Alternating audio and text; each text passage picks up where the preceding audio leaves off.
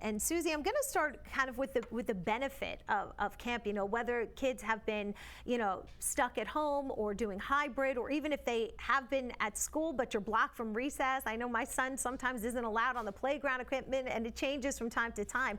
How important is, you know, reconnecting with peers right now for these kids? Yeah, I mean, I think you really hit it on the head. You know, we're obviously seeing, you know, an enormous rise in mental health issues for children. Obesity is on the rise. We're finding that children, you know, are having a ton of trauma from this past year. Camp really can be the antidote to a lot of this. You know, we're talking about a safe environment where children are going to be screened every day for any health concerns, where they're going to be able to play with their peers, where they're away from technology.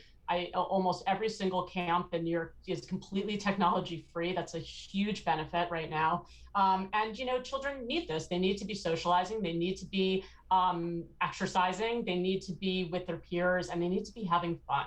And they need to, you know, be able to be away from their parents. And also, parents need to get back to work, right? Like, you know, this is an opportunity for us to start to reopen the economy in a way that really hasn't been done. And so last summer, when parents didn't even have the option to send children to camp in many circumstances, you know, that just put a huge strain on families. So opening this back up, getting kids outside, getting parents back to work and back to their own lives, getting a break from each other, the benefits go on and on and on.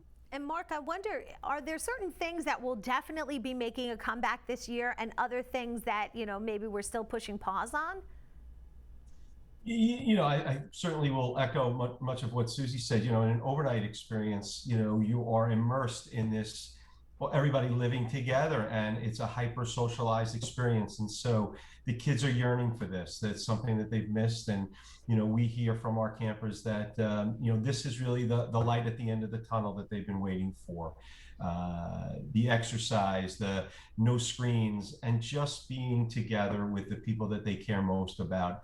You know, overnight camp is about relationships and connections with each other. At camps like mine, you know, kids tend to be here 6 to 8 years in a row. This is really an extended part of their family, and they're counting down the days, as our staff are. I wonder too, how are the rates? Does it seem as though a lot of people are, you know, running to go back to camp, or is it a little bit slower? What does it look like, Mark? I think camps have seen a real interest when it comes to enrollment. Sort of after January, mid-January, it really started to, the phone started to ring, and people really at that point started to feel much more comfortable about this idea and really engage with camps about enrollment. And I think many camps have seen the benefit of that. There's certainly been a giant pent-up demand for camps, whether they're overnight camps, day camps, specialty camps, anything and everything in between.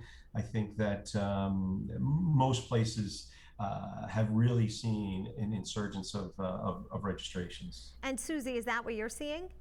Absolutely. And the trend even across the country is that kids are, you know, parents really want their children to be at camp this summer. We're seeing waiting lists at certain places that we haven't before. So yeah, that is definitely the trend. And quite honestly, you know, the issue now, like every other industry, is staffing and ensuring that camps can meet the demand of the amount of children that want to come.